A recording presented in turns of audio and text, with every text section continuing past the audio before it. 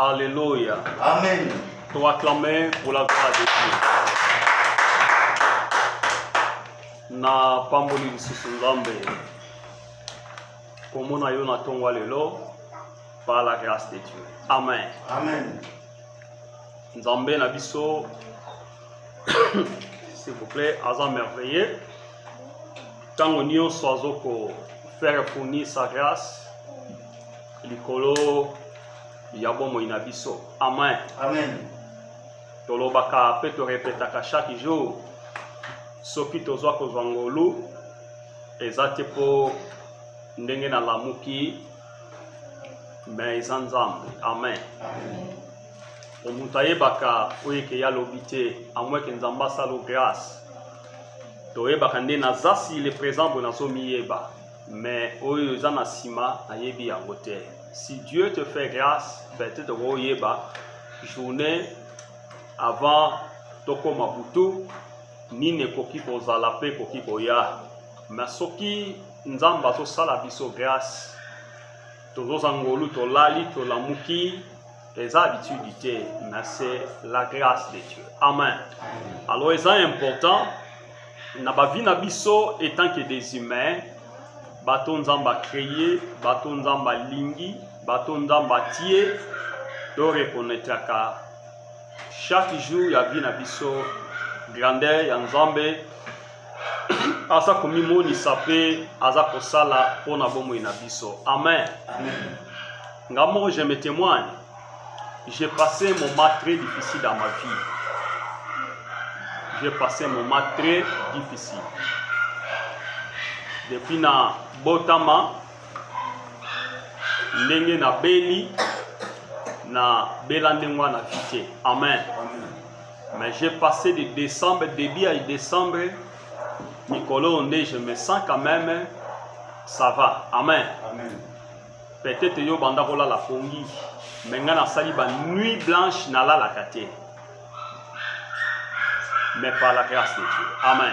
Amen. Mais nazaki toujours na foi pe na kondima nzambe oyo asala ngai, nzambe oyo azo permettre nga ba makambo mosusu oyo aloba kati na ngai nane kokisami nano te et puis je ne crains jamais la mort. Amen. Amen. Parce que c'est que Dieu m'a montré na komi nano na place wana te.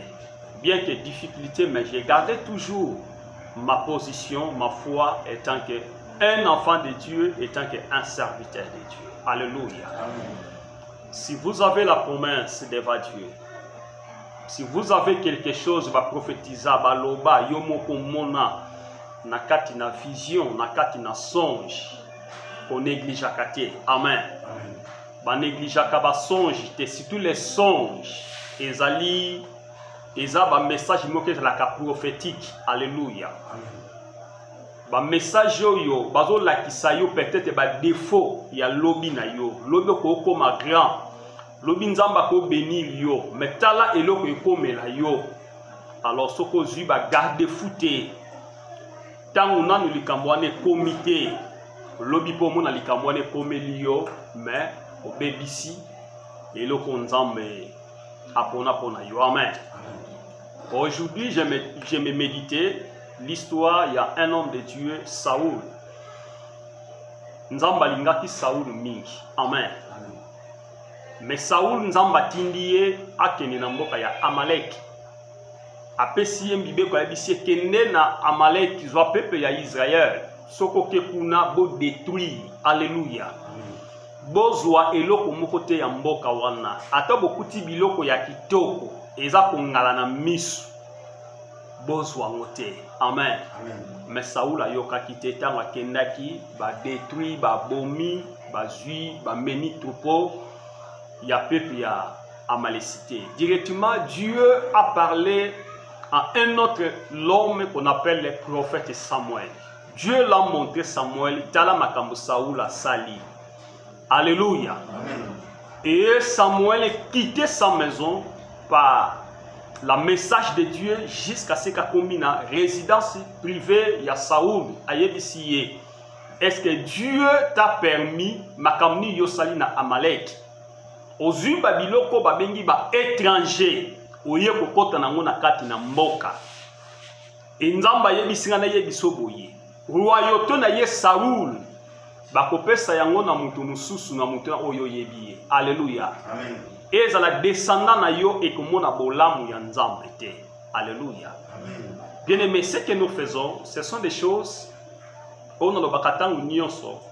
Tout ça qu'on fait provisionner, c'est-à-dire nazo ça la provision pour ngai, pour na libota ngai, pour na mwasi nanga pe pour na ba descendant ya bana nanga. Amen. Amen. Si je suis un pasteur, na famille na biso ndenge ba bota biso nyonso ngam na bima pasteur mutaliboso za kota ba papa kota ba mama ngam na bima pasteur mutaliboso. Amen.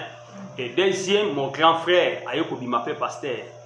Voilà la grâce de Dieu n'est pas transmissible. Ce qui n'a protégé qui m'a commandé, grand frère n'a pas bénéficié. Pour grand frère n'a commis descendant. Amen. A commis descendant n'angai. Et l'on n'y son nzamba pesi mutu. Soko bateli yango. Yeba kinzamba ko bimsa pe ba descendant na yo. Alléluia. Mais soko protégé yango te. Nzambe akati relation wana ya ba descendant wana nenga salaki epa ya Saoul. Alors bibo konze ke longa pa na yo et que pesa me pa ya mutu mususu et puis mutu mususu ngo okomona ye na misu na yo boy. Alléluia. La méditation que j'avais médité, on a parlé pour méditer le lot na tongo. Mais tellement que je voulais finir le lot, dans ça la conclusion parlant de tout ce que nous avons déjà parlé si la Genèse. Alléluia. Bien-aimés, ce que nous sommes en train de parler et de prêcher la parole de Dieu et d'enseigner, c'est très important dans notre vie. Alléluia.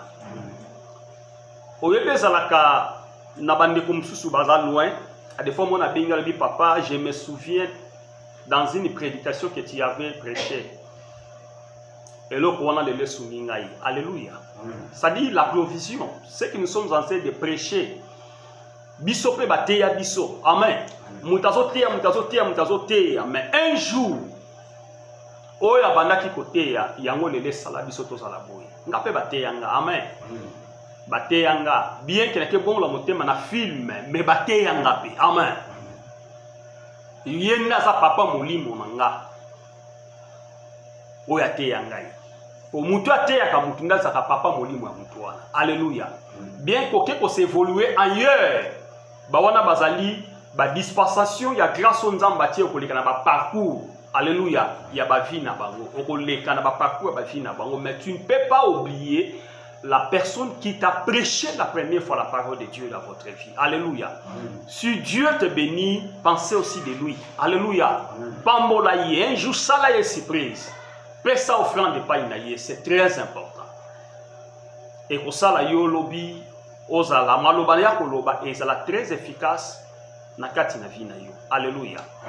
Alors, nous avons parlé tolobaki si les yeux de l'un et des autres s'ouvrir. Nalobaki makambo ezala ki important. Nzambe tanga sali Adam sali Ève basaki na misu. Alléluia. Mais Nzambe a ordonné kapesa ki bango nyonso na kati na jardin. Mais eloko moko Nzamba pekisaki. Alors ba s'approcher et puis ba lia ya beauté. Alléluia. Nalobaki na méditation nanga que j'avais médité. Pourquoi Dieu a donné tout, mais il a dit na mobali, tu ne peux jamais approcher et manger des choses importantes. Alléluia. Ou esengela ki evanda na kati na vie à Adam de toute de sa vie. Et de même, Adam a perdu la divinité de Dieu lorsque la femme s'approcha, écoutait la voix du serpent et mangeait l'arbre de la connaissance et du bien et du mal. La Bible dit, pour se sentir que comité mais bazalakani. Alléluia. Ezana mutu moko ta botama lata bilamba. Alléluia. To botama katozalaka ndenge wana. Aprende baye balatisi biso bakovi biso. Ezasiko ta mutu abotami sadi aza komiye bate. Mais bato yo ne bakopusa babi ke mutu azani ali balatisi. Alléluia. C'est un mystère de la part de Dieu. La mystère de la part de Dieu, ce n'est pas révélé à tout le monde. ezaki loko eza caché mais ezaka révélé dans le temps fixé. Alléluia. Onzamba lingi loko wana est révélé. Nzambe ayebaki. Et Nzambe ayebaki que l'obi besoin ya Adam et qu'écouter Adam cher. Alléluia. Et j'avais parlé aussi dans la dimension où j'avais touché aussi les problèmes du mariage. Alléluia. Et le lot pourquoi même dans la vie na biso ba complications ezali c'est une jeunesse na biso c'est une temps na biso. Alléluia. Et ça facile au monde na mutali ko bota mwana na mwasi moko ti akomi na ba 50 ans. Soko bani ko tuna vie na ye aleki na basi 4. Alléluia. Mwasi na mwasi azana na bana na ye o ya boti. Alléluia. Le problème c'est quoi? Tant que tu sala makambo, tu sala ngona bonzambe te. Alléluia. Et au soko fixé mesu na yo, au luki volonté en nzambe, tu peux trouver ce que Dieu t'a gardé quelque part. Alléluia. Et moi si on a nzamba kopesa yo, elle sera une bénédiction de votre part. Et ça na likambe dona foyer mon côté bavanda kakimia. Alléluia. Chaque foyer a sa problème. Alléluia. Mais vous devez avoir l'esprit de Dieu dans votre foyer. L'esprit à tempérance, il y a quoi temporiser n'importe comment il y a problème, il y a situation pour maîtriser en gros les voisins, bah éviter que bino besoin un problème. Alléluia.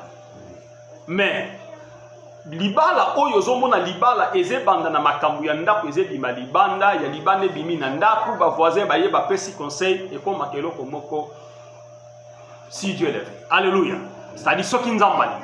C'est-à-dire mutu muta comme on a tendance na ye. Alors, o eza important eza nini na lobela ki déjà makambo très bien mais le lo na lingina na sa la conclusion na nyoso na lobela ki. Bien-aimé, j'ai pris le temps de vous prêcher. Alléluia. N'avant kipo n'enseigner bino. Nazo kende penza malembe malembe. J'avais pris le temps ya kozali kolote mais ya kovanda na se ya enseigner bino. De manière que vous reteniez de quelque chose important dans votre vie. Bobomba makambo oyo. Nzamba zoe bisa Josué que ce livre de la loi ne s'éloigne pas de ta bouche, mais médite-le jour et nuit. De manière que ce que vous méditez yango jour et nuit, alobi na vie na yo okomona succès. Alléluia. Et ça ne loko pe saka succès na vite ce qui mutayebi nzambe. Alléluia. Ce qui mutayebi nzambe na vie na ye bien aimé a kozala na succès.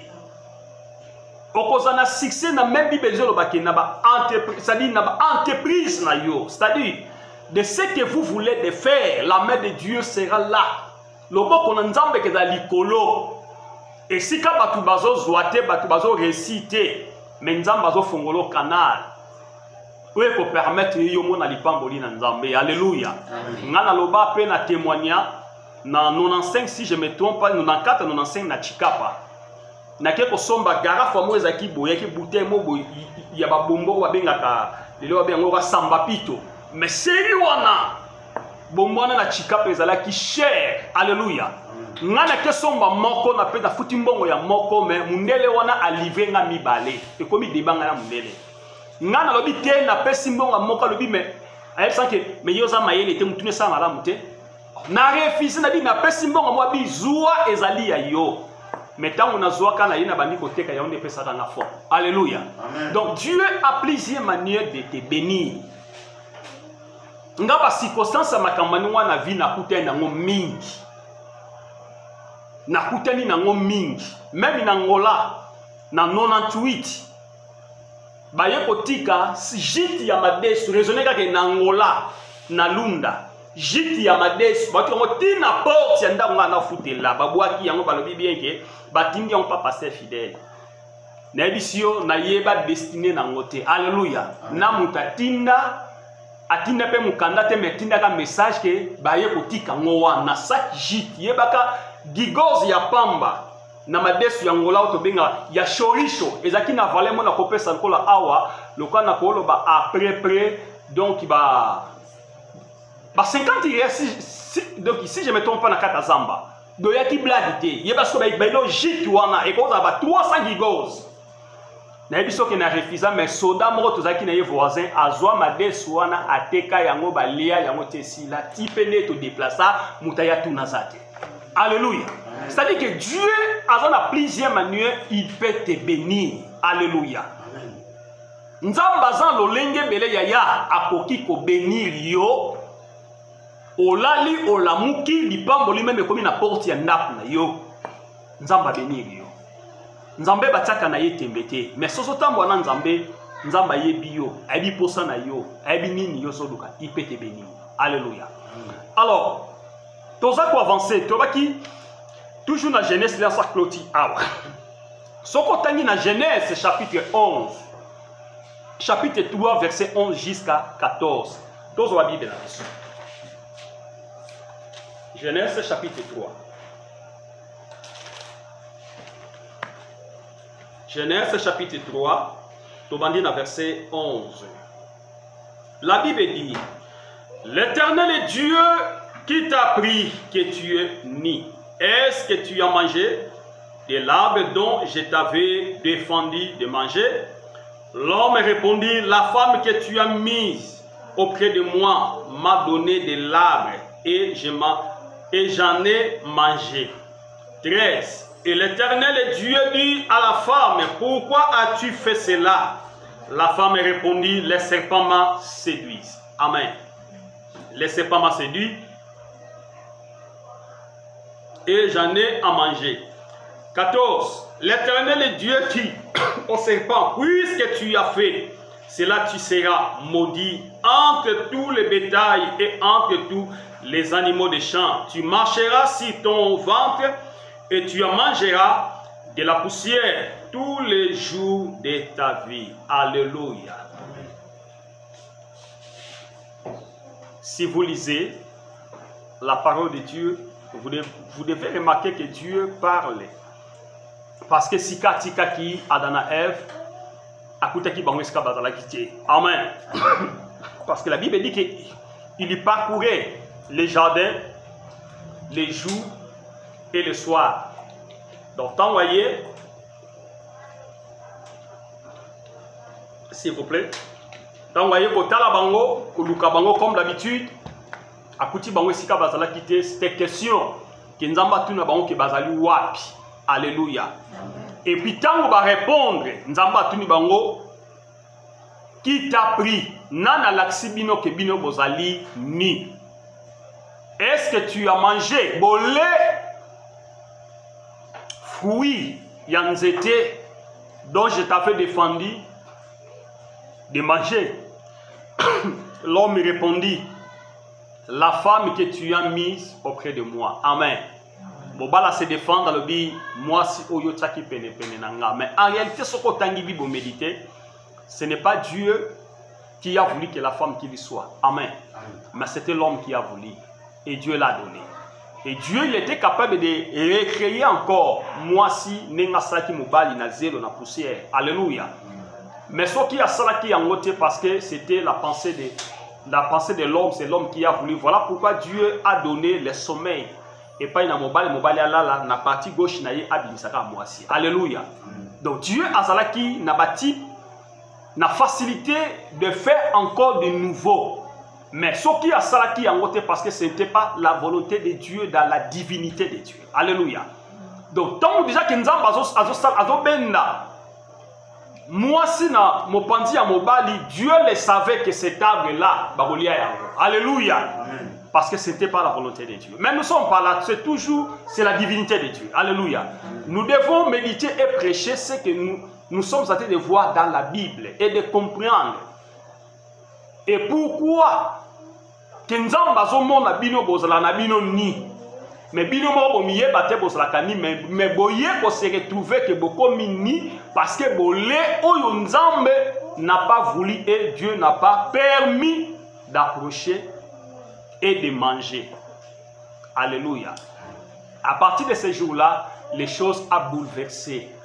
Bien-aimés, l'issou nyonso ou désobéissance nyonso na vie ya moto ezalaka na conséquence na yango. Alléluia.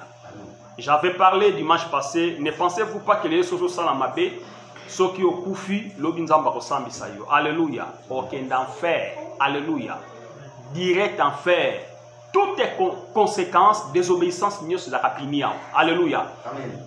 Ceux qui ont koufi et commis makambo koufi. Pourtant, enlèvement pour salama, yomo kako kozanzela, esprit de kozanzela et qu'un enfer. Alléluia. Parce que yomo ko mona culpabilité. Et ça le kola muto sali mabe. Alléluia. Pour défendre sali mabe na yo et monani na misu ya batu pour défendre yango, on sentir la culpabilité et bloquer yo. Donc yomo no senti pena que donc quitter na sali pena mabe donc nzela oyo na nzela oyo malamuka na kendeka koto ngamo. Alléluia. Donc conséquence ya Adana Ève lelo ememeli biso lelo ba réalité ebele même na ba vie o lelo toza ko vivre même na l'église même partout lelo tozo mona ba désobéissance ba conséquence ya makambebele na kati na ba vie na biso parce que nos pères n'ont pas respecté la loi de l'Éternel. Alléluia. Ba papa na biso, ba mpaka na biso, ba ki liboso na biso, ba tosaki mibeko na nzambe te. Alors lelo ememeli biso ba réalité ebele. Eza na parole moko na Ézéchiel si je ne me trompe pas verset 18 et verset 3. La Bible dit que dites-vous, que dites-nous en Israël? Les pères ont mangé les raisins verts. Les dents des enfants sont agacées. Balobi ba papa balia kimbila oete la te biso mutale mbila te vindi sakamuno. Alléluia. Balobi bien que ba papa balia kimbila ya mubesu et saki bangolo côté me bana oyo balandi na sima e bandi ko bebisa bando soke lia mbila mubesu et police mi. Alléluia. Ça dit que lisumu ezalaka ebandaka pe ekitaka na bokitani na yango. Soki bo tirer ba conséquence na ngote soki bozui ndenge ya koyeba kolongola yango te na kati na ba vie na biso bien aimé. Voilà les mal lelo toza ko se retrouver na kati na ba vie na biso bien aimé. Il faut haïr soki Christ ayaki asaki ministère ya arracha. Amen. Aki ko somba mabe ya Adana Ève. Oyo ezaki transmis ndena baki na Apocalypse chapitre 12. Et qui transmet au balobela qui ba sakola qui biso tozo vivre na se ya mabele tozo bible na biso botanga na o za bible tengeli Apocalypse chapitre 12 verset 12 na taper ce toa na ba bible Apocalypse chapitre 12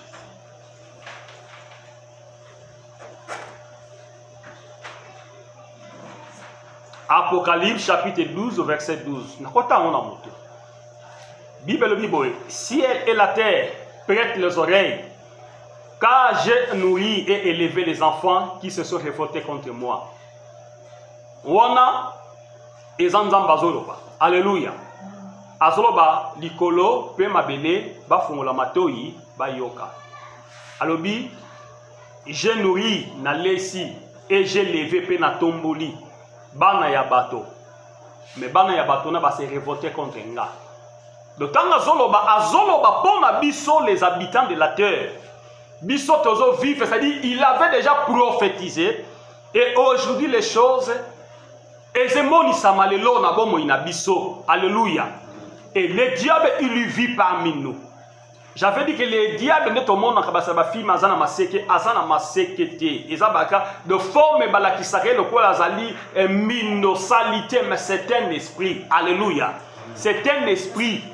Mais un jour, j'avais voulu visiter le domaine diabolique. Il y a le diable. Na kati na téléphone. Amen. Na kota ki na ba site, il y a koluka comment le diable travaille, Lucifer le diable bien aimé, na koti na ba site wana na koti na trouver. Donc les lots na monde les mettre toujours vivre. Même si on talinga zwa kisi akenenda kwa ngate. Alléluia. Mutoza scientiste, mutoyo c'est-à-dire à se développer d'une manière, il y a science, même la téléphone, il y a commis connecté. Alléluia. On m'a demandé même, c'est-à-dire, qu'est-ce que vous voulez? Vous voulez prendre de l'argent au Nil, les diables qui demandent. Alléluia. Donc,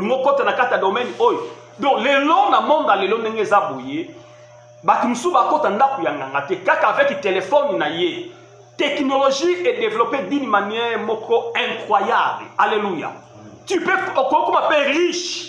na minute le boza qui pauvre mais après 2 jours au commis riche qui n'est place bo sala déposer lettre sala au commis connecté. Alléluia. Et j'avais fermé directement. Mais étant qu'un homme de Dieu, il faut ça par richesse. Alléluia. Il faut qu'on nous car autant qu'on y ait pas ma camoué belé. Alors, Nzambe tango azali kopé sabatu, c'est-à-dire que Nzamba yebaka de ce que vous pouvez faire. Oyo koki ko sala na oyo koki ko salate. Alléluia. Et c'est important. Alors, tango balembuma directement la désobéissance et comme libango. Désobéissance wana ezali tina génération na biso lelo tozali. Même na kolo bango facilement même na église tota en année 2030. Mon senti tozo comme 11h. 11h ça moment c'est toi de Nzambe. Bien aimé, comme dans même église na ezali obatia ezali important parce que les anges de Dieu bayaka na wana. Bayaka na wana babandi na biso ensemble. Alléluia. Si tant aussi ça quitte ba ange wana bazongi. Et chaque ministère Nzamba pesa ba ange o bakena ko protéger musala wana. O esimbani na maboko na Nzambe. Amen. Amoke tongama na maboko ya moto, na sentiment ya moto. Mais ce que tongami na volonté na Nzambe, c'est-à-dire par la révélation de Dieu. Dieu t'a dit que faites quelque chose. Soko sali yango, la main de Dieu est toujours sur toi. Alléluia. Que ça soit condition, circonstance. Mais ba ange wana baza toujours de manière que pour la excuse pour la protéger musala oyo Nzambe alola apesio. Alors, on a ici la conséquence. La conséquence, il y a eloko nyonso to sala ka bien aimé, li futi nango ezali. Alléluia. Surtout biso tozu bangolu ya ko voyager mingi. Ba place to bandaka, place to uta, to sala ba mabebe. Amen. Loyebi ke lokwa nazo déplacer na ngai fona zwelo ka muninge sengeli na nini moko boye na kende nango. Eloko wana eke koma lokole loko komi ko freiner yo. Alléluia. Pokole loko wana place nyonso abanda kozala, abanda koloba. Tango aza koloba ekezali pamboli pona yote. Alléluia. Ekeza place baninga bazozwa bazo récit, yozo réciter. Ato sali prière ndenge nini, ozo réciter parce que tu ne peux pas encore avouer. Avouer ali ko dénoncer mabeo yo sala oza ko reconnaître. Amoko reconnaître eloko wana te, mais ce que eloko wana mémoire na yo ezalaka. Na sala eloko moko boye, maintenant nous na lobango pa basali na Nzambe te. Bien aimé, ekota pe eloko moko eze bloqué vie na yo. Alléluia. Dans la vie, il faut des fois se retourner en arrière. Tant que vous avez makamba vie na yo, eza ko tambola malamu te, eza ko changer te. Zongana nu moi si moi muke même na kibo jeunesse na yo makambo nini yo sala. Makambo supeza ba famille te. Mitala yo moko. Oh, soko se réfléchir malamu. Ozongi sima malamu. Ko sala eloko malamu et ko permettre yo o avancer. Alléluia. Bible lobiboy. Soki mutu apprend de conscience. Na vie na ye na likambo moko wa sala. Nous avons un Dieu oyo aza presque partout. Alléluia. Nzamba ke osimba motema ya mutu wana asimbi motema na ye. Ne fils que adimisi parole. Nzamba alimbisa ndeko asalanga mabete. Alléluia. C'est une délivrance pour toi. Alléluia. Ok, ça qui esprit en Nzambe ne simba ki motema na ye. De manière que mon colonna a s'avoué et le komoko acte moko yo posa et la délivrance pour na yo. Alléluia. Bien aimé, nous devons y a ko faire tant on se contrôler vie na biso parce que eloko moka ya pamba ya muke et koki komemela biso makambo ezali ya mabe na kati na vie na biso. Ndeti na lobaki méditation on en a ko méditer. Problème il y a Samuel, ils en a 1 Samuel chapitre 15, verset 1 jusqu'à 23. Moi, eloko muke, il y a Saoul plutôt. Eloko muke, que Nzambe a yebisi Saoul a kende kosala, mais Saoul a désobéi.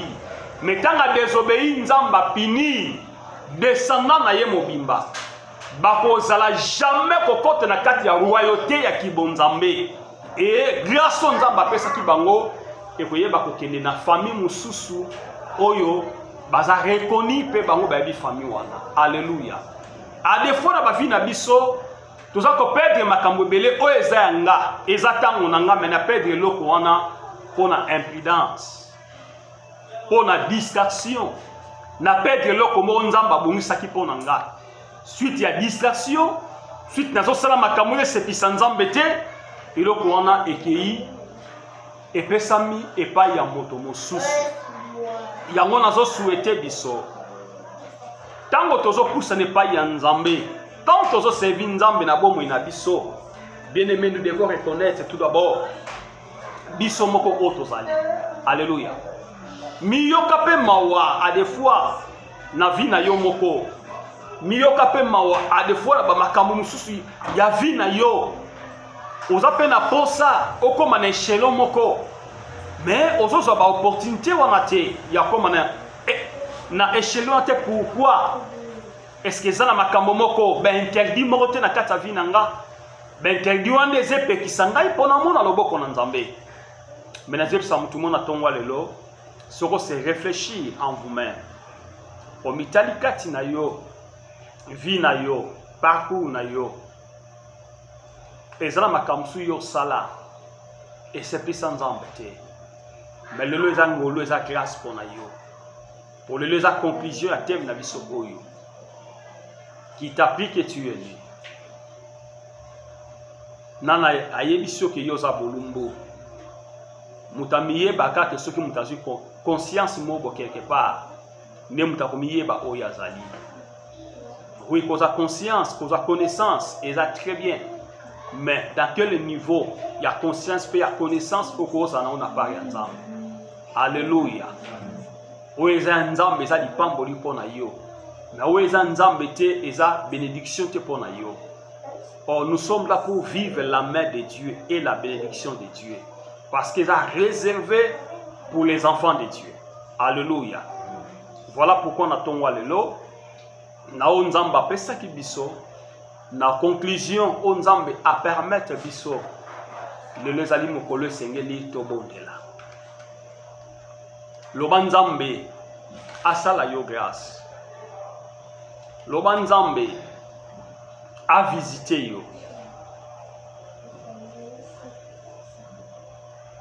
to miyebi biso moko